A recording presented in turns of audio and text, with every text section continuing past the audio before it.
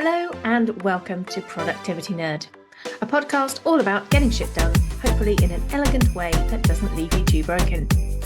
In our crazy worlds, we're all about balancing the need to work enough to make ends meet, enough not to annoy our bosses, but also enough that we feel like we've done enough, which can be a whole different psychological and emotional ballgame, along with the human need to rest and stay well.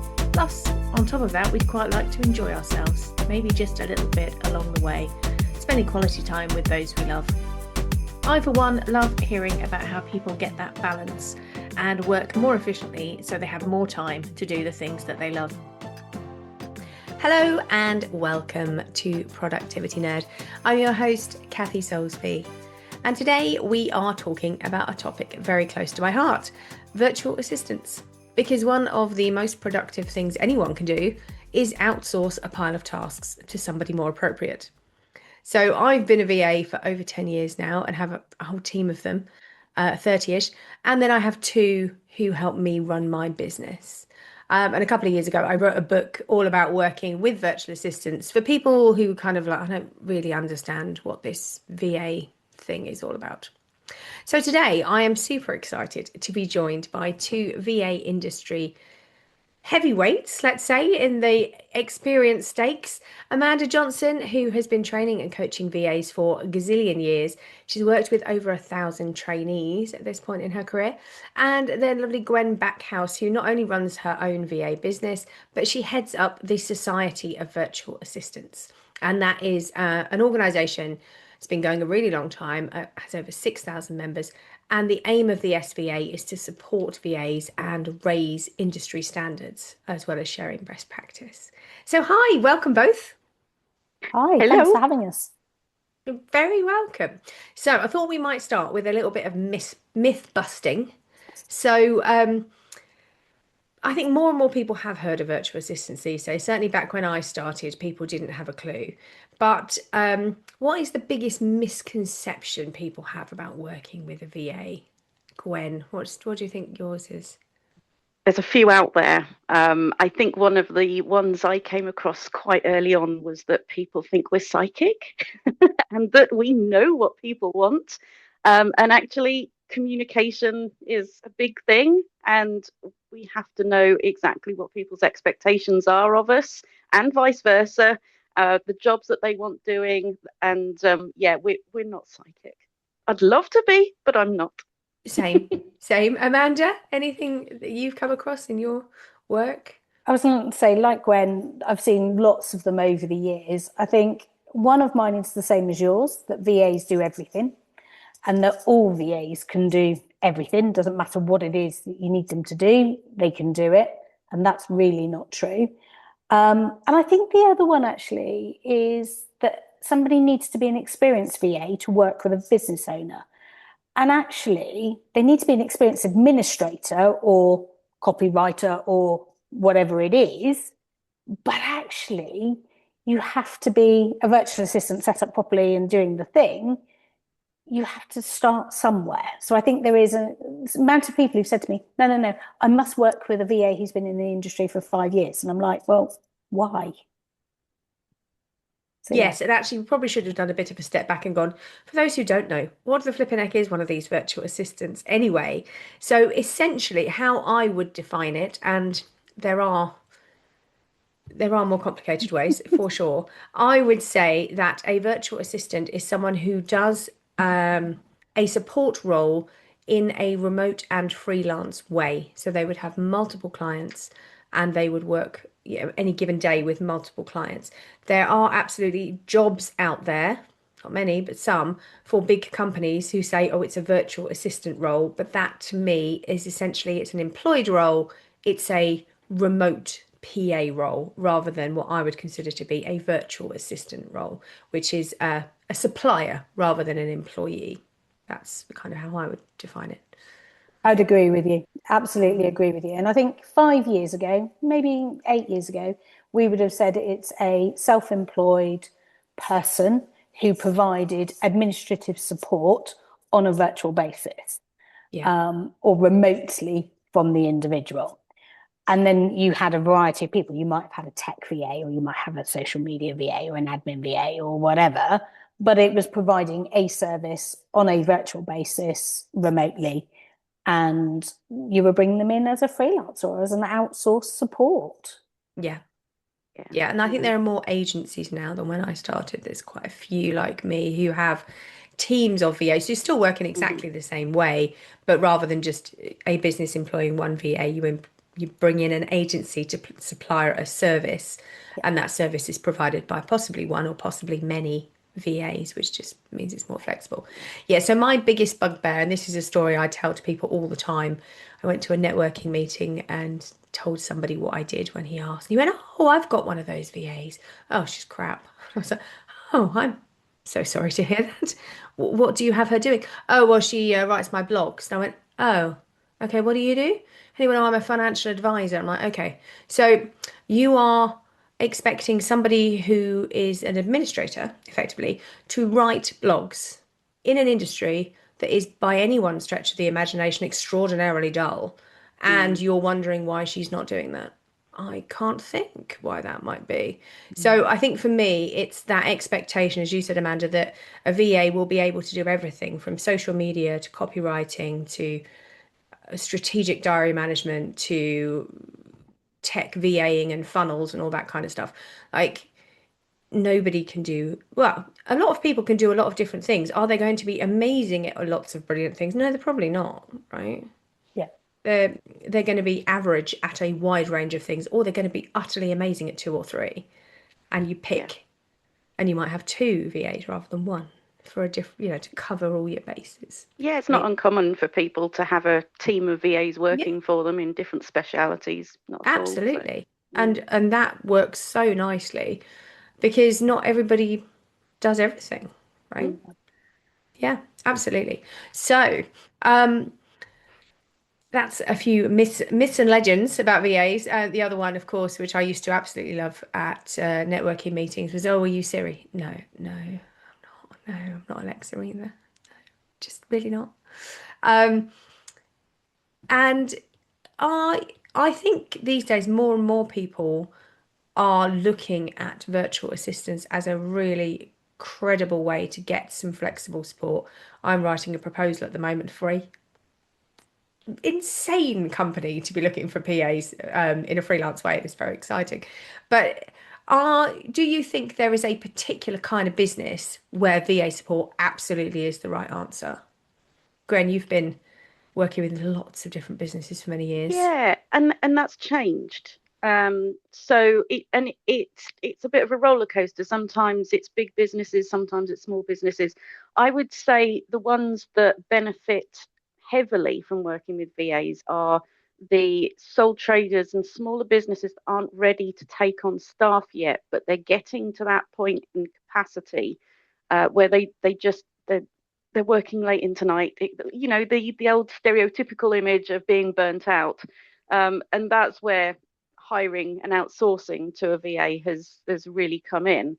But having said that, I mean, I do work for big companies. I offer audio typing services, and even with the advent of AI, and we'll probably cover that later, but I'm still offering audio typing services, and I'm still receiving work from them. And that tends to be larger companies that don't want to explicitly employ an audio typist because there's not enough audio typing to do. So yeah, I would say certainly the sole traders and smaller businesses that really are time poor and are looking for help. They tend to be the ones that still, even now, benefit heavily from our industry. Amanda, any? When I started out in this industry and started researching it back in 2008, I really believed the people that needed us were the trades. But actually, the trades would never ever pay our rates, even back then, because they saw it as expensive. They could do it for free, i.e., themselves, or the wife could do it. And I know they're really stereotypical phrases, but that's really where I could see that who needed the help but never ever did. But also back then, and so to answer the question of who can work with them and who needs them, I think, and I had this conversation actually on Monday evening with somebody who told me they felt threatened by VAs, that we were trying to take their jobs and whatever else. And it was an EA. There was two EAs, and then there was their boss. And I explained to them, I said, have you ever had a project where you've needed additional resource, or you've got tasks that are regulatory and they're not all of the time, but you need somebody to do and whatever?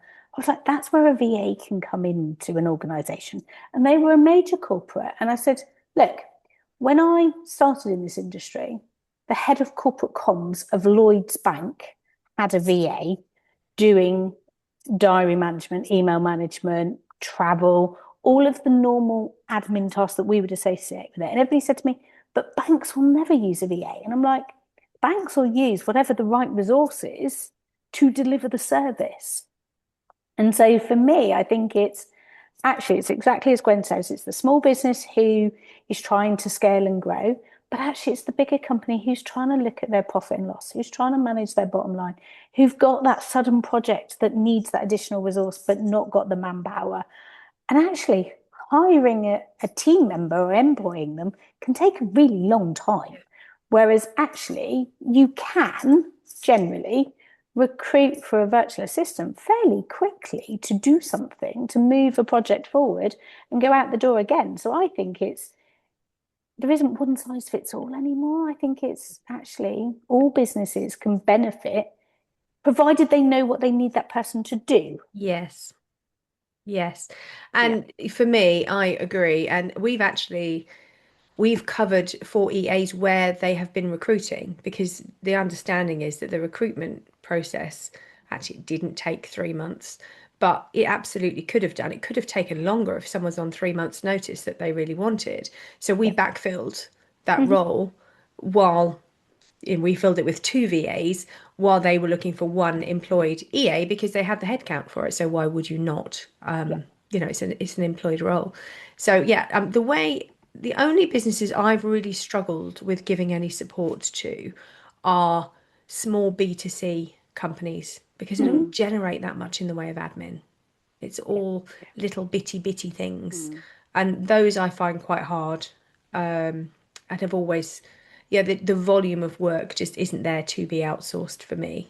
But I think that comes because you're running an agency now and a bigger team, different clients and whatever. Yeah. But some VAs actually who perhaps are starting out but still have an employed role, those smaller clients, B2C, the person who is supporting B2C sort of thing, actually that might just be enough that helps them move that project along. Yeah. And it doesn't have to be huge.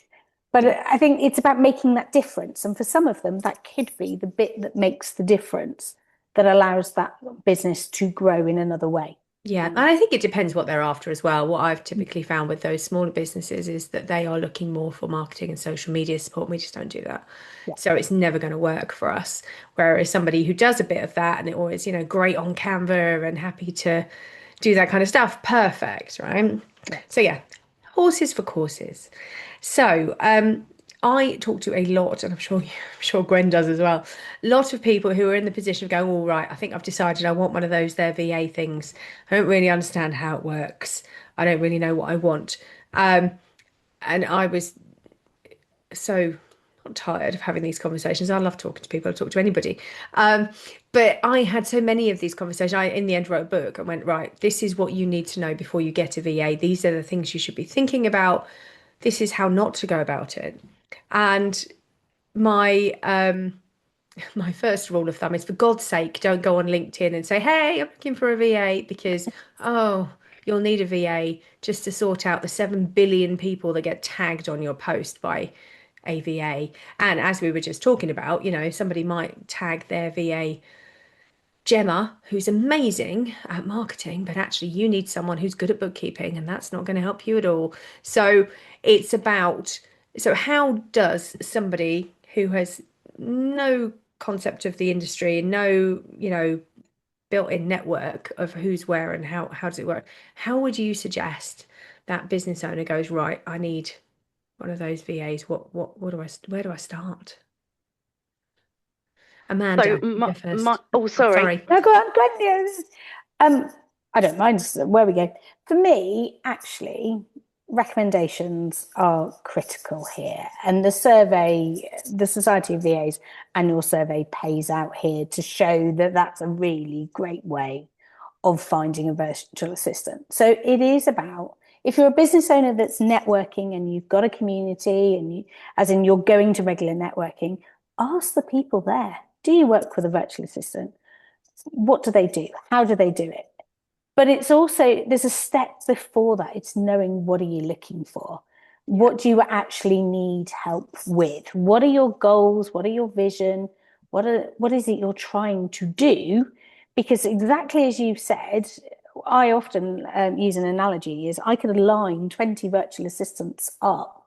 They all have the same job title, but actually every single one of them has got a different skill, has a different personality, has a different core values, has different availability for working. So for me, it's asking for that recommendation first based on knowing what you're looking for.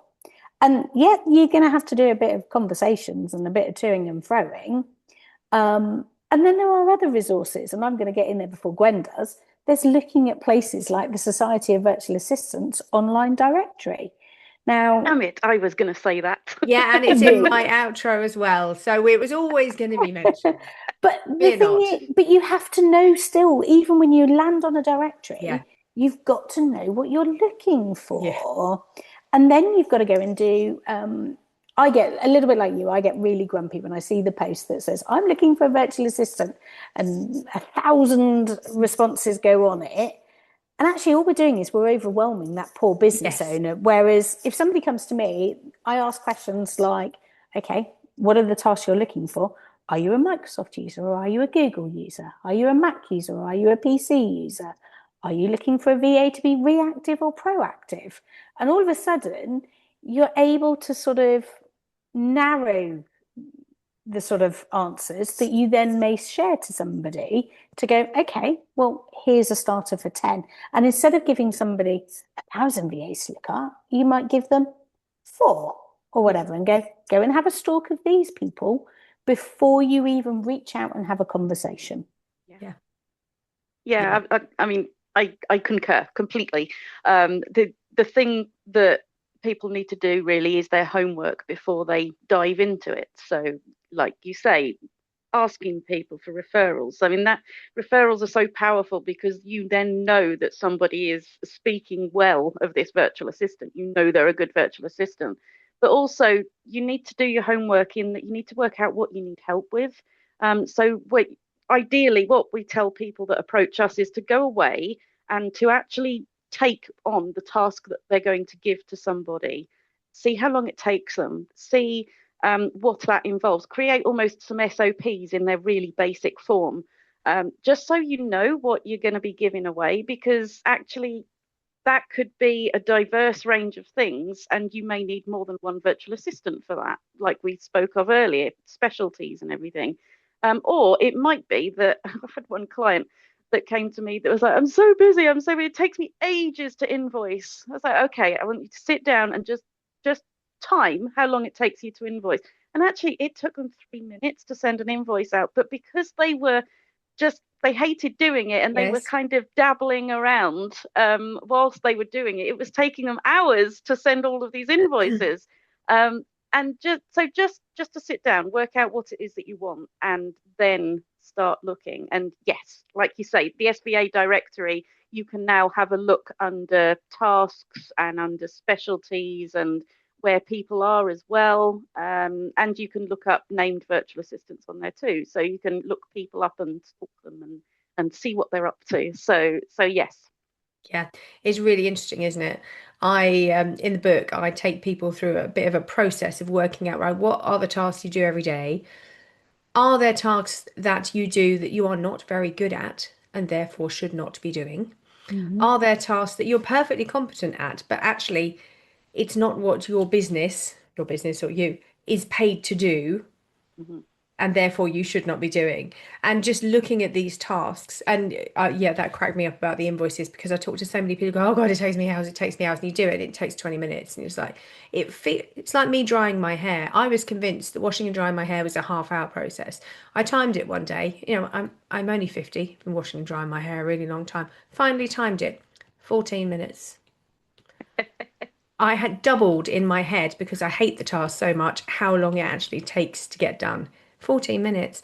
And since I know that, I've been a bit more relaxed about it. But that is the thing. When you have a task that is irritating and you don't want to do it, in your head, it takes on more momentum than it really should. And that is the thing. You have to have enough tasks, and they have to be meaty enough to make it worth somebody's time to hand them over. If all you're cobbling together is a sort of fistful of really bitty bits, then it's quite hard for a VA to get into that. I think it can be, you don't get into the bones of somebody's business by just doing little scratty tasks, and therefore it's very hard to build on it and go, why are you doing that? Couldn't I take that off you? So I think some of those really tiny ones are quite difficult to grow into something meaningful, not just for the VA, but actually for the client, because, you're really only saving them a couple of hours. I think sometimes though, there are tasks that only you can do versus tasks that somebody else could or should do for you. And often we go, oh no, I want to keep these ones. Well, okay, are you the only person that can do that? No, but I like that. Yes. Okay, but Yeah. actually, it might make more sense to offload those and you do the bit only you can do. Yeah. Yeah. And we describe it as outsource everything but your brilliance. Yeah. Because actually, I really resisted reconciling my Zero account, because I found it really satisfying. I really enjoy it. It's a nice, easy, ticky, and like it all neat, and it's like an inbox Zero thing. And I really resisted handing that over, even though clearly it's not a task that only I can do. But something like sales, much as I don't love it, nobody else can do that for me, Yeah. really. And it's probably the same in a lot of businesses. When it's business development stuff, that's the area where most business owners and kind of business leaders should be putting their time, because it's the thing that they can only they can really do. So And I think also we, collective, outsource too late sometimes. We yeah, do it once we're in that throes of, oh Mm. my goodness, whatever. Whereas really what we should be thinking of is outsource for where you're heading, where you're trying to take your business to move it forward. And then actually, okay, well, what's going to make that difference now? yeah. There was a really lovely post, actually. I think it was just Middleton Foster, is that Yeah. on LinkedIn a couple of weeks ago, talking about, she does a lot of systems stuff, really massively experienced VA, the team VAs, lots of automations, that kind of work she does. And she was saying, the frustration of people only bringing them in when it's already blowing up around them is just immense. You need to get in there before it's so awful, because when you outsource, whether that's to a VA or anybody else, actually that first few weeks takes longer, because you could do it quicker yourself. Absolutely, you could. But what you actually have to do is explain to somebody else how you like it done, or how it is to be done. And that takes longer. It's therefore frustrating. So if you're already drowning under a pile of stuff, you almost having a VA, the first few weeks of having a VA, you're going to be worse than not having a VA. And it's a bit grim, but it's kind of short-term pain, long-term gain, right? That was actually one of the things that I used to always say to my clients. You are going to get fed up talking to me. You are going to think I can do this myself quicker. I can, and da, da, da. But we have to go through this, because once you do that, moving forwards, the pain is less. Yeah, Yeah, yeah, definitely. absolutely. And both of you are for various reasons. Obviously, Amanda, you train new VAs. Gwen, you have a lot of new VAs joining the SVA, and you talk a lot about industry standards. For folks who are out there going to get a new VA, what things should they be looking for to make sure they're getting someone who is going to be, as much as you can tell, obviously, responsible and trustworthy and doing this thing properly. It's not just a hobby on the side. Gwen, what Okay. industry Um, hat? Right. Well, we have a page on this on the SVA called Best Practice page. But there are things that you should look for definitely when you're working with a virtual assistant. So that's things like they will ask you to sign a contract and a data protection agreement. That's a must. They should be registered with the ICO as a data controller and a data processor, and they have to pay annually for that. They should also have, at the very least, professional indemnity insurance so that they're covered. It protects them, it protects the client too.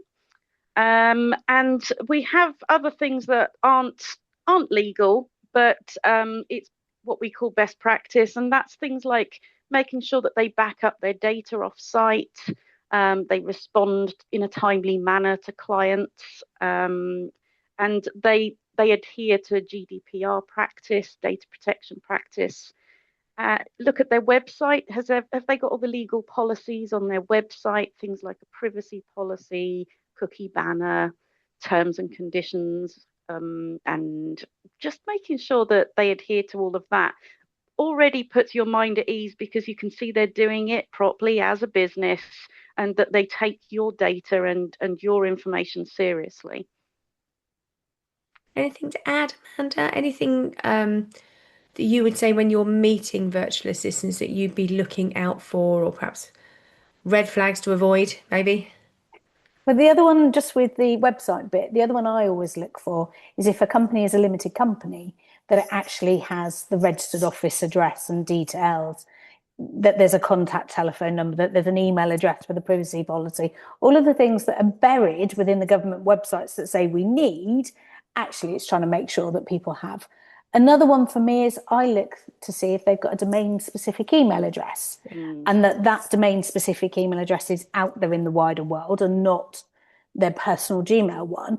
And the reason for that is personal Microsoft, so Microsoft Home or Student or whatever, is not licensed for business use, and nor is Google free. Google Workspace, it is. So those are some of the things for me that I'm looking to go, hold on a second, are you taking your business seriously? Because actually, Microsoft and Google are not that expensive to have either of those. And if you're not prepared to pay £6 a month or £9 a month, are you paying for your insurance? Are you paying for those other things? So that's the other one for me. Some of the other things I look at is so from a business owner looking at the virtual assistant, are they a forward thinker? Are they do they ask me, am I looking for a proactive or reactive VA? Do they talk about initiative and things like that and asking me, what are my parameters? What can I work towards, etc. I used to have a client who would let me spend money wherever I wanted to spend it. I literally knew his credit card details, etc., better than I knew my own, or his business card number. But it's things like that. I could go out and spend anything. So I went back to him and said, when I stopped working for him, said, actually, do you know what? You ought to have put some levels of authority on that. You should have said to me, Amanda, you can spend up to X, and anything over X, you need to get approval for. So I'd be wanting, depending what a VA is going to do for a client, I'd be wanting those things seeded through. So one of the words that neither Gwen nor I have mentioned yet today, which worries the pair of us, is anti-money laundering. So if you're looking for That was somebody to brewing on my list, yes. if you're looking for somebody to do bookkeeping, are they registered for anti-money laundering or registered as a bookkeeper with a professional bookkeeping association? Can I go and check that they're still active on that bookkeeping association? So there's all sorts of little things. But I suppose the biggest red flag is if somebody doesn't turn up for a meeting or keeps changing the meeting. And this is the VAs. I've seen it from VAs' perspectives as well, not just clients who sort of just, oh no, or their washing is behind them. Oh, that's my biggest bugbear. Oh, that one. Yes. In these Yeah. days where we have you can always blur things as well, right? Yeah. Absolutely. I mean, I'm slightly different because if I'm interviewing VAs, it's to bring onto my team. Yep. But I do, in the book, I talk about, well, okay, if you're talking to VAs, what kind of things should you be checking? And it's all of those. And with the anti-money laundering thing, there obviously there's criteria and they are changing. However, I think, and particularly with the data stuff, it's worth having the conversation with people that says, and are you registered for anti-money laundering? Because if they are an experienced VA and they've been around the block a bit, even if they're not, because they don't need to be, they should know what you're talking about. Yeah. And if they look at you blankly and go, what? And you Yeah. go, do you do any invoicing or, any expenses or, do you go into zero? And they go, oh, yeah, yeah. Well, then they should know what it's about. I mean, quite possibly Mhm. they're under threshold and they don't need to be registered. But if they don't know what you're talking about, that's a worry. And a bit the same with the data thing, right? If they should be, and they should have their own policies in place because actually, as this is going to get very confusing, but as their client, that VA is going to be holding the client's data. So, you know, are you on a database now because you filled in a form on their website? What are they doing with that information? When does it get deleted? All those kind of things are what, as a VA, you would have in your own procedures Yeah. and you should know. And then obviously when you get into client stuff, you're going to be asking them to fill in a data processing agreement, going, right, well, what do you want me to do with your data? But if the VA isn't confident with what they're doing with their own data, that to me is a bit of a red flag that Yes. they're not all over it. It is a red flag. And I think one of the most important things you can do when you're looking for a virtual assistant is to meet them, and just get a reading of, does it feel right? Do you fit? There's a virtual assistant out there for everybody, but not everybody works well with everybody. So Yeah. find the person that you identify with character wise as well. And communication goes both ways. That virtual assistant needs to communicate effectively with you as well as you communicating effectively with them. So, yes. Yeah, absolutely. And Annabelle Kay, who I'm sure you both know and love, she did a chapter in the book all about sort of data and finance and all those kind of things, where she is an expert and I am most definitely not. But I slightly stole for elsewhere in the book what she describes as unpacking the backpack. So in Hmm. your contract with your VA, you're going to have the official stuff, how much you're paying, what you're paying for, you know, availability of hours, how time is recorded, all that stuff. And, most of us are pretty good these days at skimming a contract and making sure there's nothing too screamy in there that is going to make us flinch. But do we examine it? But there is absolutely something for me about this backpack thing, which is the peripheral. So she describes it. She says that there was, a really upset client and a really upset VA because this particular client had a webinar on a Tuesday evening at 7 o'clock, and they needed the VA to be sort of in the inbox, on a Tuesday afternoon because people would lose the link or forget what time it was and all this kind Hmm. of stuff. However, the client hadn't mentioned this to the VA because they weren't needed at 7 o'clock. They weren't needed for the webinar itself, right? So it sort of didn't seem relevant. However, that particular VA took her child swimming after school on a Tuesday. So she actually wasn't in the inbox after about 2:30. So anything from 2:30 till 7 o'clock wasn't getting responded to. Now, if they'd have had a conversation that says, right, the big thing I do every week is a Tuesday night, and the loads of people lose the link or have questions or need the handout or whatever. So it's kind of important that the inbox is kept an eye on a Tuesday afternoon because it's going to be busy. Everybody would have been in the know. Now, you're not going to put that in the contract because it's not a contractual thing. It's more of a, this is just how stuff works around here. But because they didn't have that communication, the VA thought the client was being wildly unreasonable because, as far as she's concerned, she's not expected to work 9 to 5 Monday to Friday because that's not how this shit works. And the client thought, well, this VA is bloody useless. The one time in a week I really need her, she's not there. So those kind of communication issues are really important to iron out on top of a contract because actually they're the things where things fall down and frustrations build. I think those things, and well, I used to put those things in a welcome letter because actually they are things that should have been discussed, but by putting them in a welcome letter, it's a bit of a reminder. So one for me was, I don't mind talking to you after 3 o'clock, but you may hear my children in the background because they finished school. And I've had a client who used to ring me and go, it's okay, I remember the children are there, I know they're in the background, but can I just ask this quick question? Yes, of course you can, but just be aware the boys are running around. Or if I'm in the car and I was driving, please don't swear, the children are in the car. And I would just jokingly say that, and the boys would be giggling or whatever in the background. They need to be quiet, but you need to just set expectations of those things. And there is nothing wrong with that. No, we have a how does it work document that goes out before the contract, actually, that has a kind of, this is roughly how it's going to go. We're not sat there all day, every day waiting for your call. By all means, call us in working hours, but we may be on the clock for somebody else and therefore we won't answer. And that, just like, if I'm head down working for you, I'm not going to take my brain out of that, answer the phone over here and lose my headspace. So yeah, it's just an expectation setting, isn't it? That it is, and welcome packs are a great way to do that. We've got a welcome pack that goes out. It goes out actually with our contract, so they can get a good grip of these things before they sign their life away. But it's essential, and communication. I'm always getting on my hobby horse about that because it's what makes or breaks a VA client relationship. It really can, and lack of communication, it can end disastrously. So yeah, really, really important.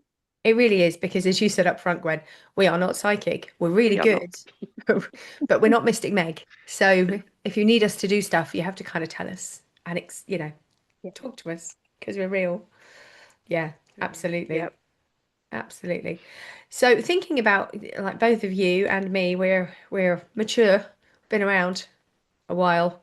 How do you think the industry's changed in the last few years, and what do you see it as in the next few years?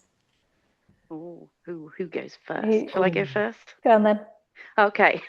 So when I started out 14 years ago, it was predominantly what shall I call it? Kind of more secretarial based work. It was a lot of Word documents, a lot of Excel spreadsheets, etc. The website stuff too, but it wasn't terribly complex. I think in the last 5 years, particularly, automation, AI has really changed the scene that we're working in. And that knowledge of how these things work is almost essential in the industry now, because clients are asking for things that they never asked for before, automations particularly. But adding things on their websites and setting up forms that might talk to something else. And as I say, I offer audio typing services, and I used to have a lot of audio typing work. That's changed now because of the advent of AI. However, I am still doing it, just in different forms. So the type of work that we're getting in now is very different in that way. And I think the industry is very fast moving anyway. It always has been.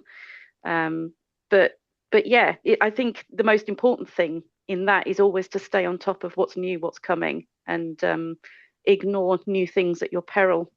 And we saw that with the likes of AI, and when GDPR came in 2018, and it's just staying on top of things and making sure that we adapt with the industry. Yeah. Amanda? I'm with you, but I think also it's not to be scared of those things either.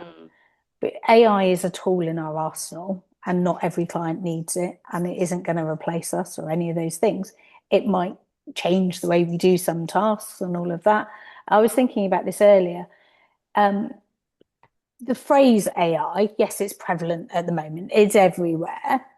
But the reality is people were using Grammarly before. They were using other tools. They were using search engines. They were doing all of these things.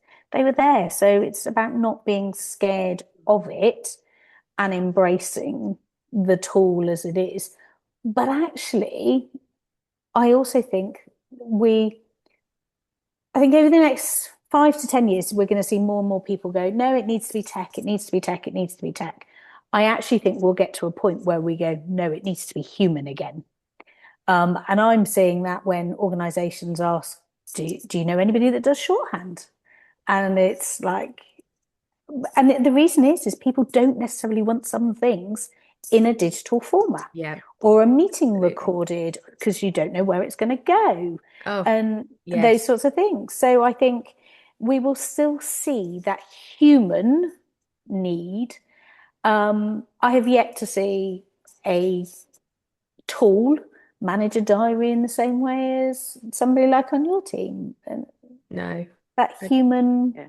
We'll always need that human link. I mean, even if you look at transcriptions that come from Zoom calls and things like that, they're always wrong. They just can't cope with accents and other things. And yes, that might improve, but we're always going to need that human input, no matter what. And actually, in recent times, I have seen an increase in the amount of clients that are coming to me who aren't terribly tech savvy and just want somebody who can just quickly sort a Zoom call out for people, or those jobs that we would think are actually maybe quite simple because we've grown up with them, but actually it terrifies them. And that has taken on a large part of our clients in recent years, really. So yeah.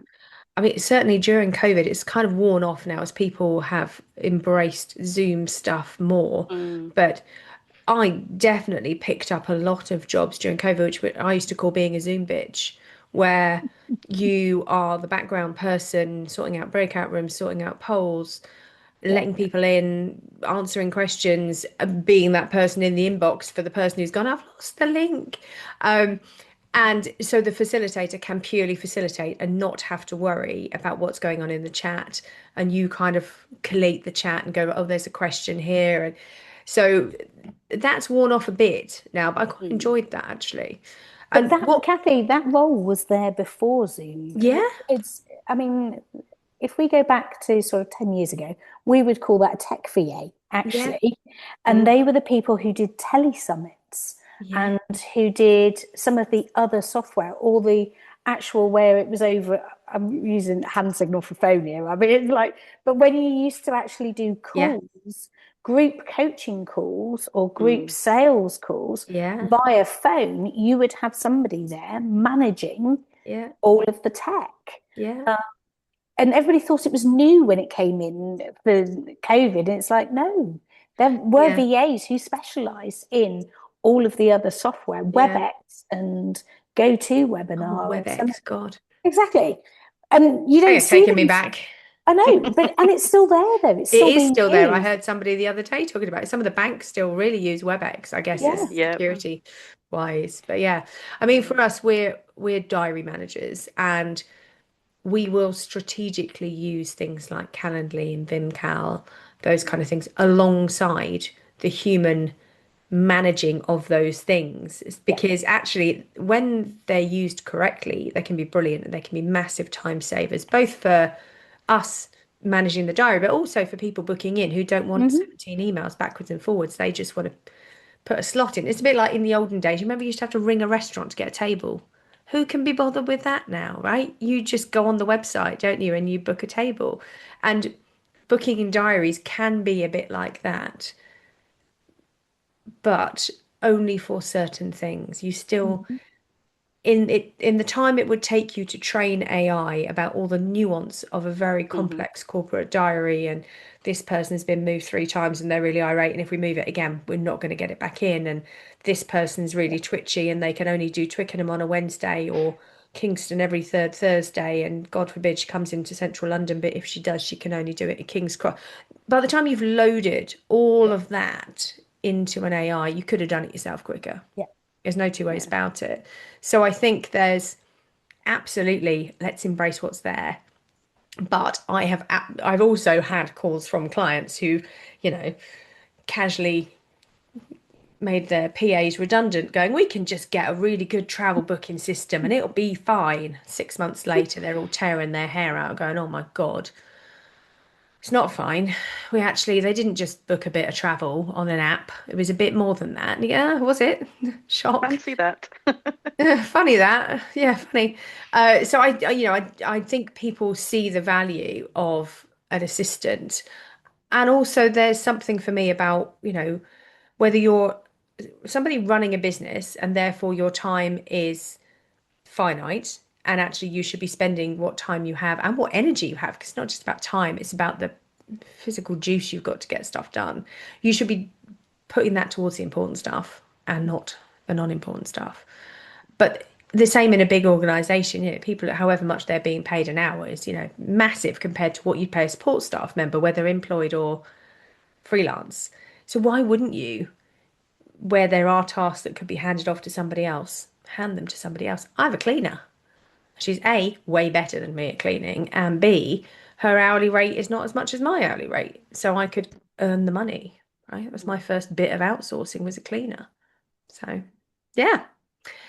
Fab. So, right, we are running over time just a tad. Got some quick fire questions now for you because, I am a productivity nerd and you guys are as well because you are good at getting shit done. Gwen, what is your most favorite productivity tool right now? I've got a few, but I will pick one. Okay. What? I think it's Kamada, actually. Oh, I've been using it now for, well, a year actually, since the wow. UK VA conference last year. And I love it. I really love it. And all my clients are on there and my businesses are on there too. And just to be able to go in, I don't have to log into their stuff each time. It's all there. It just makes life so much easier. And I swapped over to that from a similar software, and it's superior. I really like it. So yeah, yeah. Oh, well done, Rick. Good. Amanda. Mine is my physical old-fashioned planner. I am a old-fashioned physical planner, and I even write in it in pencil. Oh, But that to me is a much better way. I plan on paper. I transfer stuff to electronic so that from a calendar perspective and all of that, but I plan on paper and I manage my productivity on paper. yeah. Same. Well, kind of. I used to always have a paper planner, as you well know. I have recently moved to an electronic version of that, but I still write it out by hand Yes. because for me, my ClickUp is full of 7 billion things I need to do. My diary is full of things I need to do.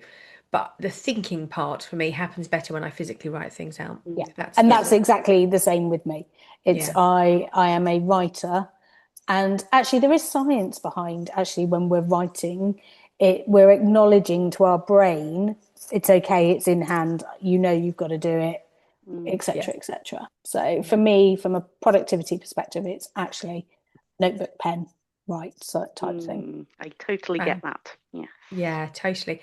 Um, Confession time. How many emails are in your inboxes? Gwen. I don't know. I had you Okay, down so to it is chaos, but it's chaos in the way that I understand. How does that sound? awful. Terrible. My clients' Genuinely inboxes terrifying, are Gwen. perfect, but my own inbox is not really where I would want it to be, let's just say. Okay, good. Manda? 14, 10 of which are read and stuff that's today's stuff, etc., links for today's call, things like that, and 4 that have come in my VACT inbox whilst we've been chatting. I have no idea about my other inboxes though, and I don't want to, as in whilst we've been chatting, but I try and work to an inbox 0 or a very little. That's very impressive. Yeah, I mine, feel sorry. slightly ashamed. Sorry, mine is currently 0. Very good. Only because I've had nothing in this afternoon, which is somewhat suspicious actually. It might be broken. But yeah, no, currently 0 and usually there or thereabouts because I can't deal with more. My husband's inbox Oh, has like 70, 80,000 in it because Oh, he uses it as you're supposed to use them. He'll use tags and labels and whatever else, but they're designed that you keep everything in your inbox and you search. Well, I go there and have a heart attack Yeah, you see, I would do all the tags and all the labeling and stuff, but I'd still move it to archive or Yeah, no. anywhere, He anywhere you keeps, like, just he is not in my a, face. he is a keeper in the inbox type person. And I send shudders through my Yeah, spine. no, I'm twitching. Feel myself You twitching. wouldn't like mine then. No, No. and that's the thing. But it's interesting, isn't it? I think it comes from Yeah. however and Yeah, yeah. if you ask me how many folders I've got, far too many. That's the Yeah. other thing is, yeah. Yeah. Yeah. Okay, last quick fire question. Amanda, we'll start with you. What is the task that you will never take back once you've outsourced it? Cleaning. Gwen? Accounts and bookkeeping. Oh, Yeah. yes. Yeah, that's not my bag. Yeah. Yeah. I think mine Mm. is probably also cleaning to a certain extent. I I enjoy don't mind, cleaning. yeah, I don't mind the bookkeeping so, and I don't mind a bit of cleaning. It's more the fact that you do it and it feels like 10 minutes later you have to do it all over again. That a bit like drying my hair, right? It's one of those Yes. repeating tasks that is just endless. So, yeah. I think the other one would be creativity. I am not a creative person. So like some of the things is what we're encouraging others to outsource, creativity, that sort of creating Canva graphics. Oh, Oh, no thanks. Or same. lead Mm. magnets and those sorts of things. They are high up on the list. But the one thing I will never, it's not never, that's not true, that I don't want to ever take back is that mopping of floors. No, exactly. Oh, thank you so much, ladies. So, huge thanks to both of you. So, Amanda and Gwen, two complete dynamos in the VA world. Thank you for sharing your wisdom and your very practical advice. If today has made you think, oh, yes, I should get one of those their VA things, or you've got one, but you've been treating them like they are Mystic Meg and you may need a bit more, guidance, get my book. I'll share a link. Um, it's called How to Work with a Virtual Assistant, Outsource Everything But Your Brilliance. If you are thinking of training as a VA because you are not one already, or you know somebody that might want to move into the world of VAing, then go find Amanda. The website is VACT. Well, actually, technically, the website is the VA Training Academy if you're putting it into the Google. And if you are a VA and you've not come across the Society of Virtual Assistants, well, where have you been? For starters, and why didn't you fill in the survey? That would be my first question. But if you are looking for a new VA, check out the Society of Virtual Assistants directory. That's the word. God, great, isn't it? Everybody on the directory will have filled in a series of questions to make sure that they hit the kind of criteria that we've been talking about today. So whilst they may not be known individually and verified, they have at least hit those benchmarks. So definitely a good place to start if you are looking for a VA. Amanda, Gwen, thank you so much for your time. Thank you for having us. Hope you had fun. Yeah, thank you. Talking all things VA. Appreciate you listening. Thank you so much for joining me.